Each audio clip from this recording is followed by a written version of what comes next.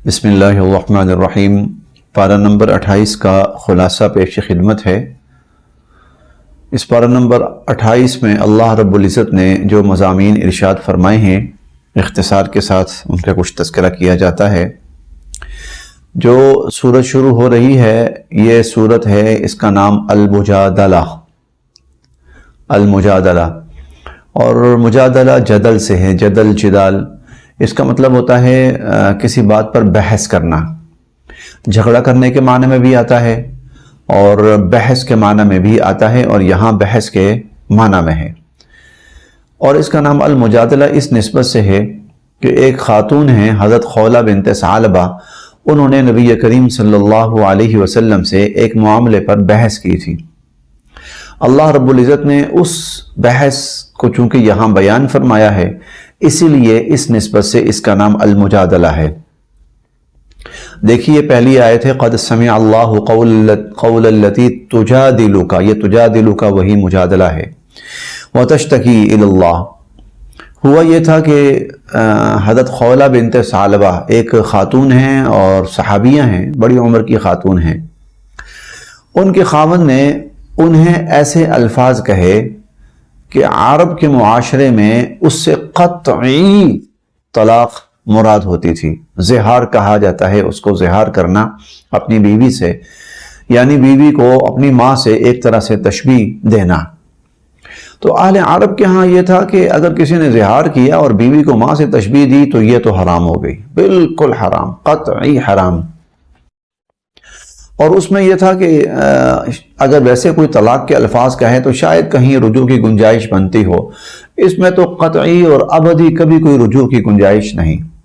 ان کے خاوند نے انہیں طلاق دی، اور طلاق نے اظہار کے الفاظ کہے۔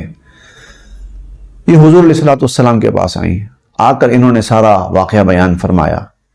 تو حضور علیہ الصلوۃ والسلام نے فرمایا کہ عرب کے معاشرے کے مطابق اور ابھی تک کی جو مروجہ تعلیم ہے اور جو حکم ہے اس کے مطابق تو آپ کا رشتہ ختم ہو گیا ہے، آپ کو طلاق ہو گئی۔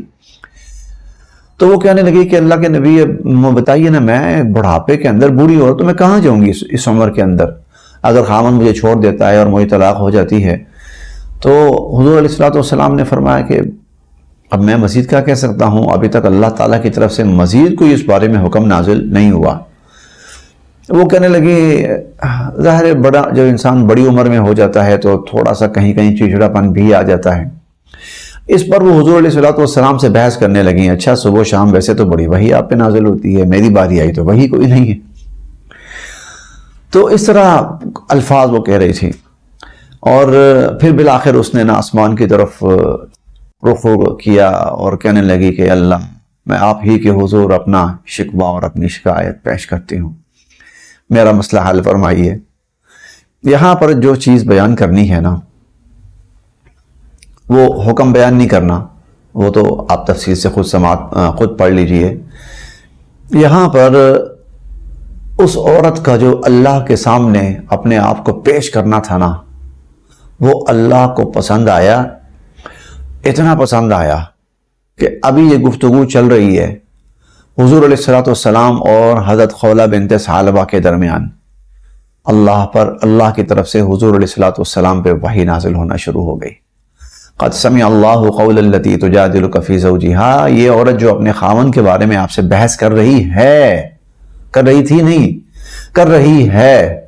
یعنی ابھی گفتگو چل رہی ہے، تو اللہ رب العزت نے اس کی گفتگو بھی سن لی۔ وتشتکی الی اللہ، اور یہ جو شکایت اللہ کے سامنے کر رہی ہے، شکوہ کر رہی ہے، اللہ نے وہ شکایت اور شکوہ بھی سن لیا۔ واللہ یسمع تحاورکما، اور اللہ تعالیٰ تم دونوں کی گفتگو جو ہے وہ ساری کی ساری سن رہے ہیں۔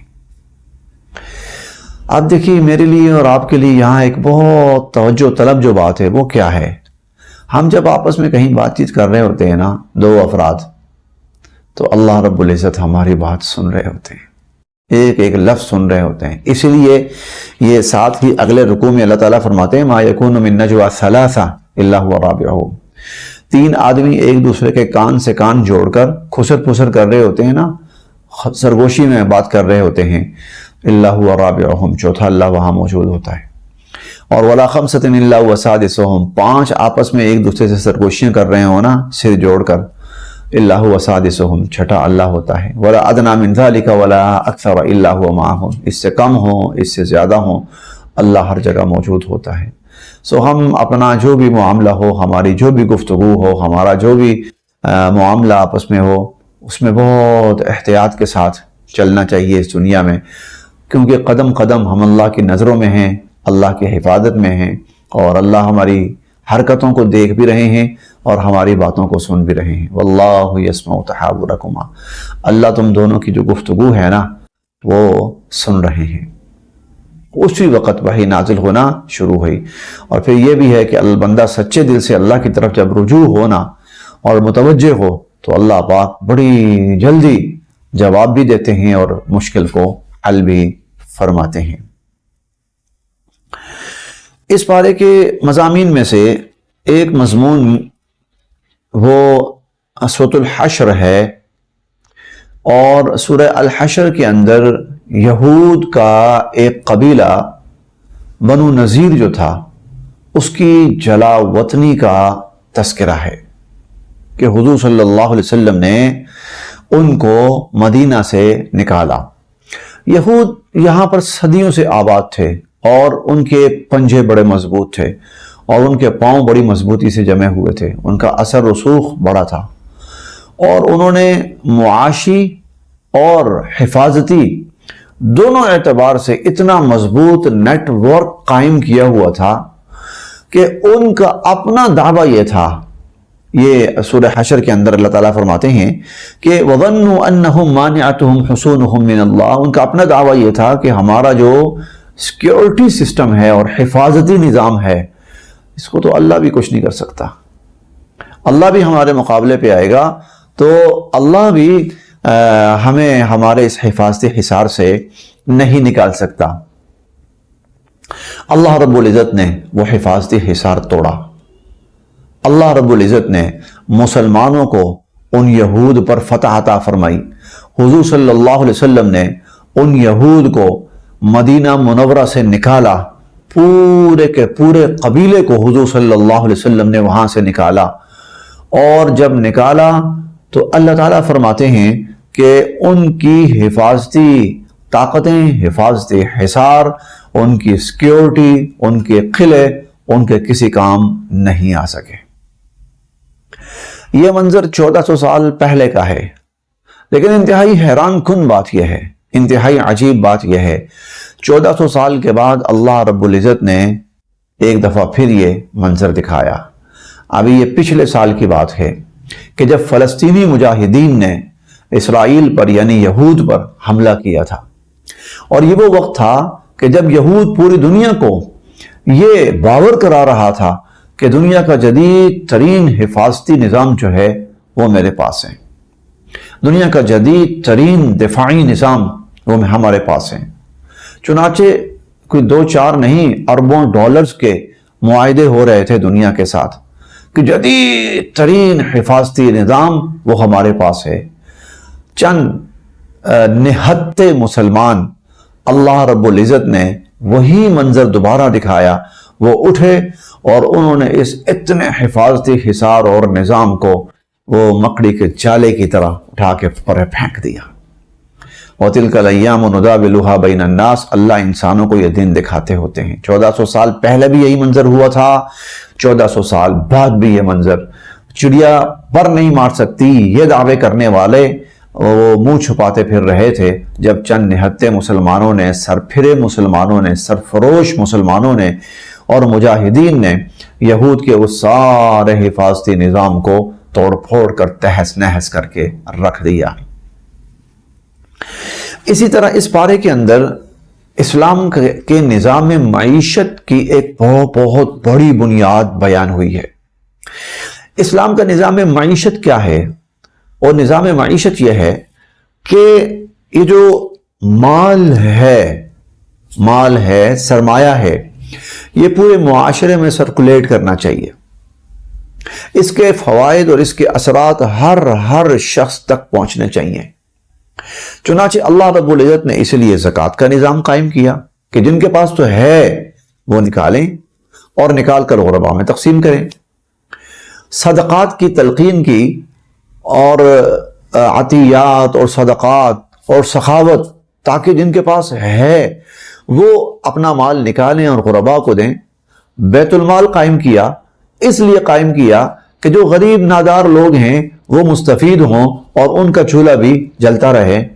قربانی کو دیکھ لیجیے، قربانی کے ایام کے اندر دنیا میں سب سے زیادہ جو سرمایہ ہے وہ سرکولیٹ کرتا ہے، وہ پورے معاشرے کے اندر، معاشرے کا ہر فرد اس سے مستفید ہوتا ہے۔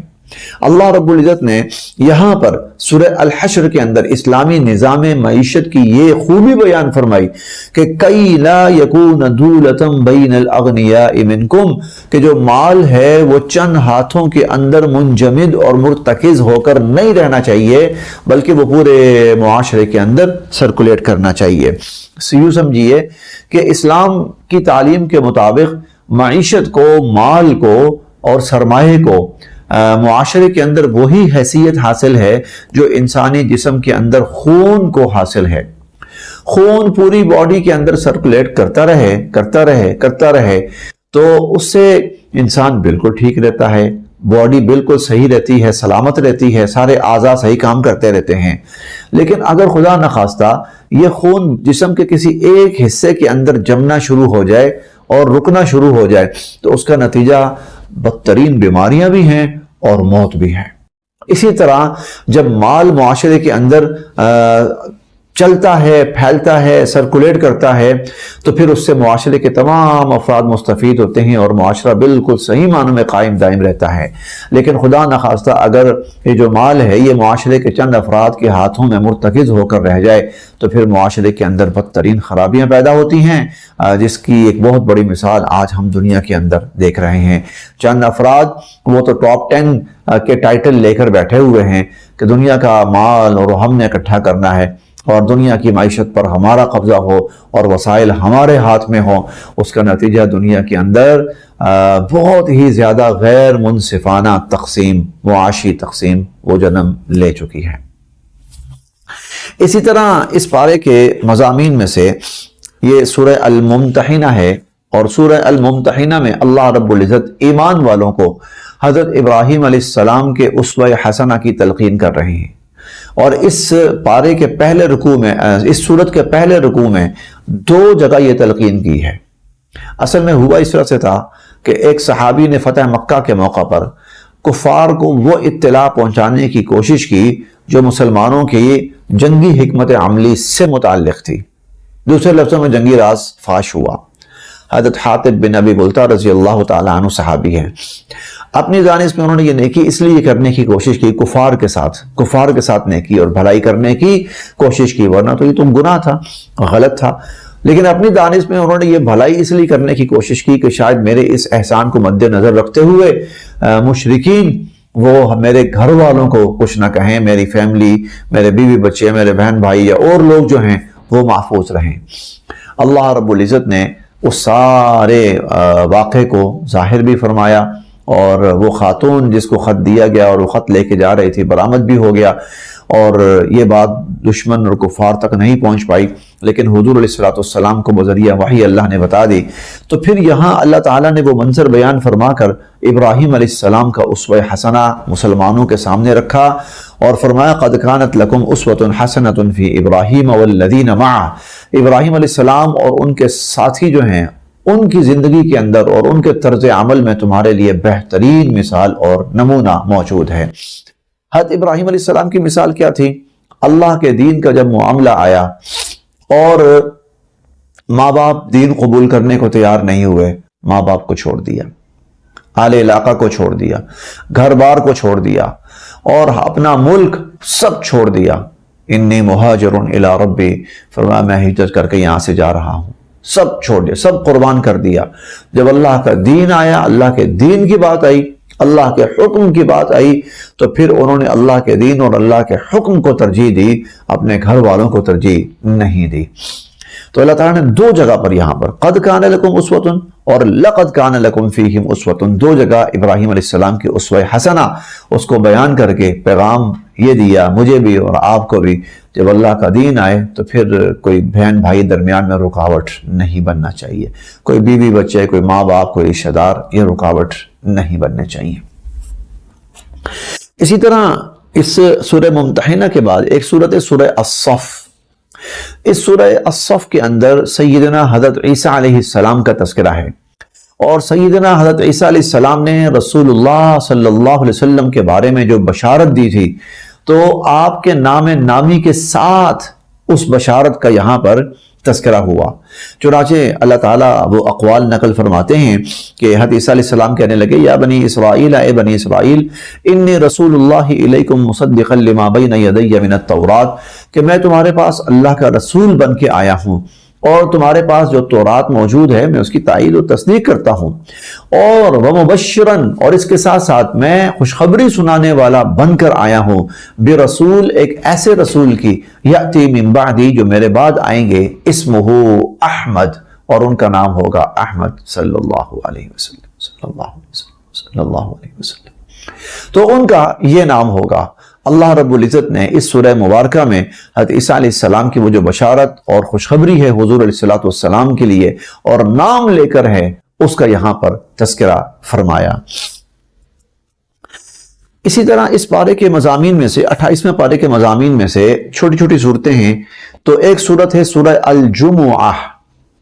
اچھا، اس کا جو نام ہے الجمعہ وہی بتا رہا ہے کہ اس کے اندر جمعے کے احکامات کے حوالے سے اللہ رب العزت گفتگو فرمائیں گے۔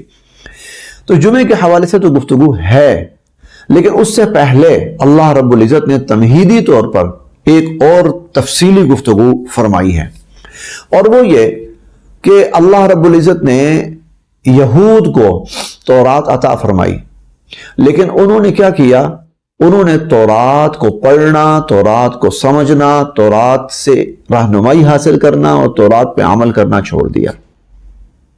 بس ایک ان کی مذہبی کتاب بن کر رہ گئی، گھر میں پڑی ہوئی ہے برکت کے لیے، بس انہیں نہیں پتا تھا کہ اس کے اندر کیا ہے۔ ہم پڑھ کے آئے ہیں پیچھے فَنَسُوا حَظًّا مِّمَّا ذُكِّرُوا بِهِ، کہ وہ جو نصیحت ان کو کی گئی تھی بھول گئے وہ۔ اور ہم یہ بھی پڑھ کے آئے کہ جب ان کے پاس اللہ کی کتاب آئی، نَوَدَ فَرِيقٌ مِّنَ الَّذِينَ أُوتُوا الْكِتَابَ كِتَابَ اللَّهِ، تو ایک گروہ نے اللہ کی کتاب کو پس پش ڈال دیا، بالکل نظر انداز کر دیا۔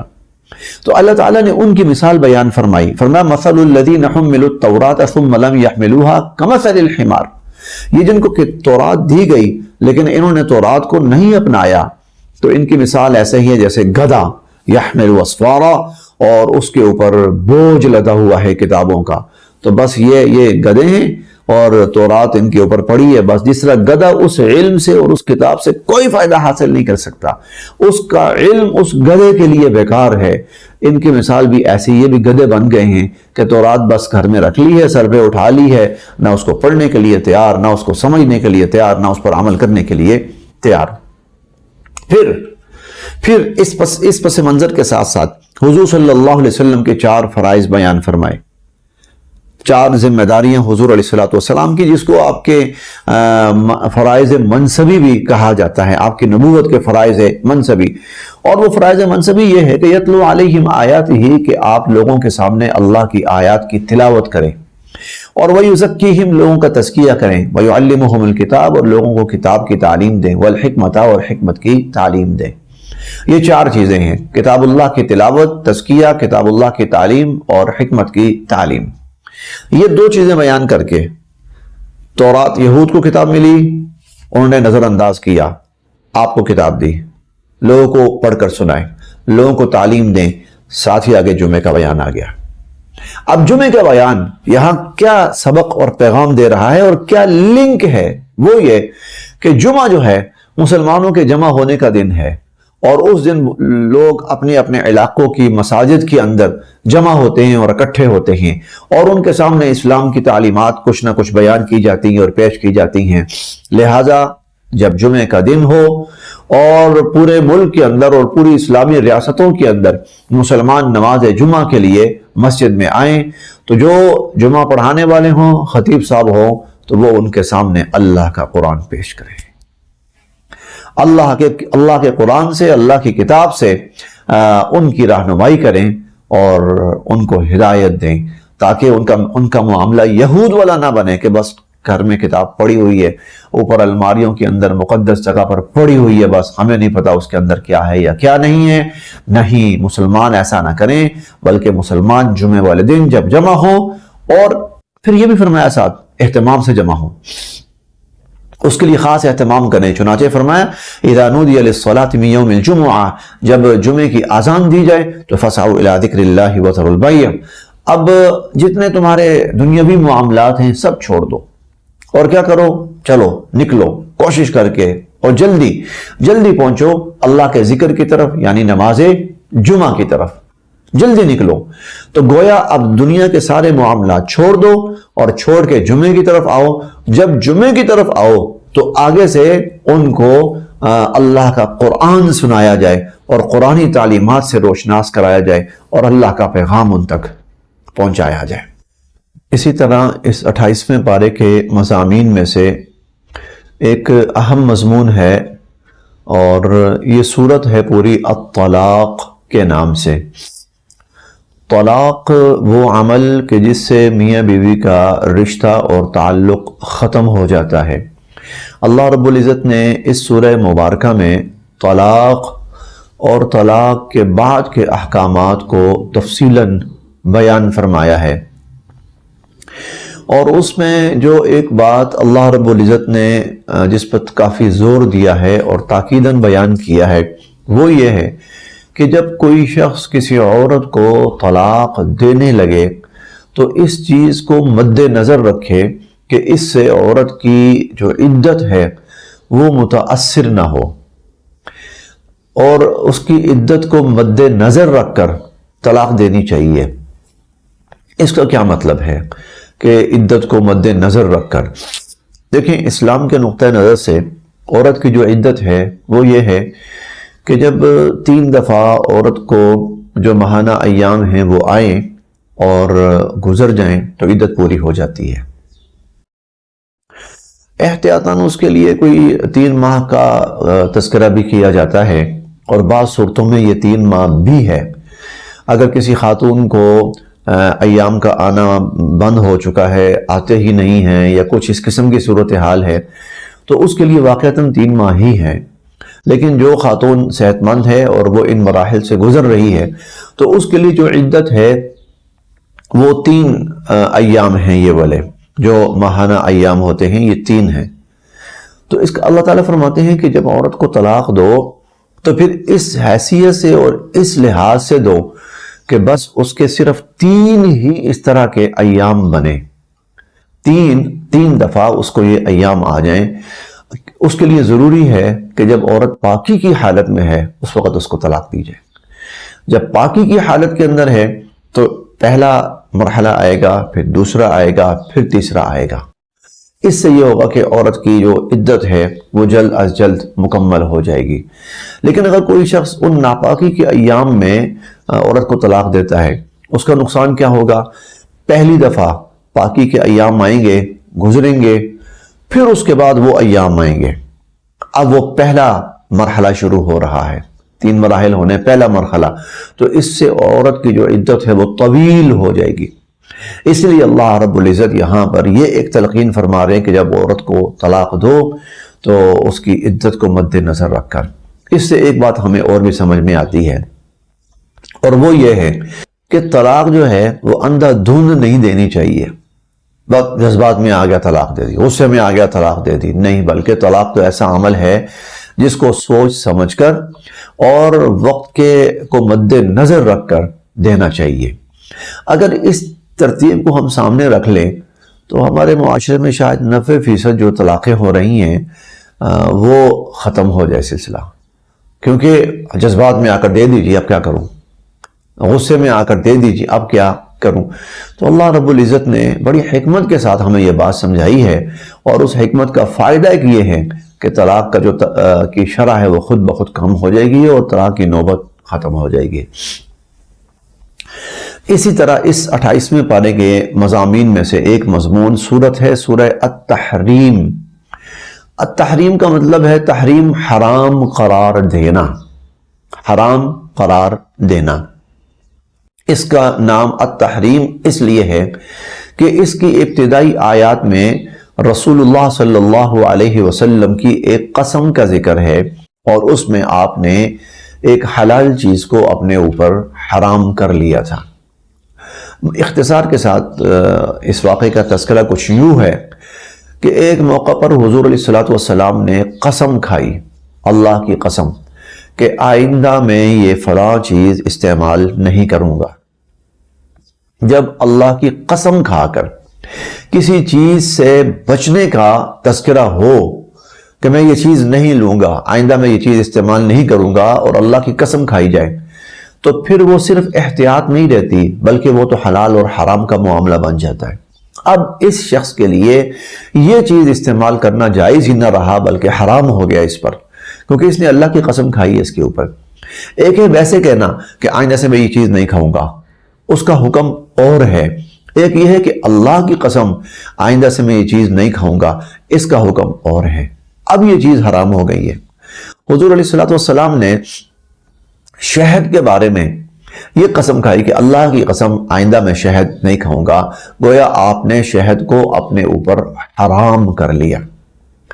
اس پر اللہ رب العزت کی طرف سے یہ آیات نازل ہوئیں، یا ایھا النبی لم تحرم ما احل اللہ لک، اے نبی علیہ الصلوۃ والسلام، جس چیز کو اللہ رب العزت نے آپ کے لیے حلال کیا ہے، آپ اسے اپنے اوپر کیوں حرام کر رہے ہیں؟ آپ اس کو اپنے اوپر کیوں حرام کر رہے ہیں؟ اور آگے پھر یہ بھی فرمایا، قد فرض اللہ لکم تحلۃ ایمانکم، اللہ تعالیٰ نے اس قسم کی جو قسمیں ہیں نا، ان کو توڑنے کا تمہیں حکم دیا، لازم کر دیا کہ ایسی قسموں کو توڑا جائے۔ اب یہاں دو تین باتیں ہمیں سمجھ میں آتی ہیں۔ پہلی بات تو یہ ہے، حلال اور حرام کا ابتدائی جو اختیار ہے وہ اللہ رب العزت کی ذات کا ہے۔ اللہ تعالیٰ جب کسی چیز کو حلال قرار دے دیں پھر اسے کوئی حرام قرار نہیں دے سکتا، اور اللہ تعالیٰ جب کسی چیز کو حرام قرار دے دیں تو پھر اسے کوئی حلال قرار نہیں دے سکتا۔ ایک حلال چیز حضور علیہ الصلوۃ والسلام نے اسے اپنے اوپر حرام قرار دیا تو اللہ تعالیٰ نے فرمایا کیوں؟ تو اللہ نے حلال قرار دیا، اور جس کو اللہ نے حلال قرار دیا تو پھر آپ بھی اس کو حرام قرار نہیں دے سکتے۔ تو پہلی بات تو یہ سمجھ آئی کہ حلال اور حرام کا اولین جو اختیار ہے وہ اللہ رب العزت کا ہے، اور جس کو اللہ حلال قرار دے دیں اسے کوئی حرام قرار نہیں دے سکتا۔ اور دوسرا یہ ہے کہ جب اللہ رب العزت کے نام کی قسم کھا کر، اللہ کے نام کی قسم کھا کر کسی چیز کے کرنے یا نہ کرنے کا تذکرہ کیا جائے تو پھر اس کی حیثیت عام نہیں رہتی، بلکہ اگر تو یہ قسم کھائیے کہ میں اللہ کی قسم یہ کام کروں گا تو وہ کام کرنا اس کے ذمہ لازم ہو گیا، اور اگر اللہ کی قسم کھا کے کہا کہ میں یہ کام نہیں کروں گا تو پھر اس کام سے بچنا اس کے لیے لازم ہو گیا، اب وہ کام حرام ہو گیا اس پر، اب وہ کام اس کے اوپر حرام ہو گیا۔ یہ دوسری بات۔ تیسری بات یہ، اگر انسان کوئی ایسی قسم کھا بیٹھے جو شرعی اعتبار سے غلط ہے تو اللہ رب العزت نے اس سورہ مبارکہ میں ہمیں یہ تلقین فرمائی کہ پھر ایسی قسم کا توڑنا اور توڑ کر اس قسم کا کفارہ ادا کرنا ضروری ہے۔ چنانچہ حضور علیہ الصلوۃ والسلام نے اس کے بعد اپنی قسم توڑی اور توڑ کر آپ نے اس کا کفارہ ادا کیا۔ مضامین اور بھی ہیں، اسی پر اکتفا کیا جاتا ہے۔ اللہ تعالی ہم سب کے لیے عمل کی راہیں آسان فرمائے۔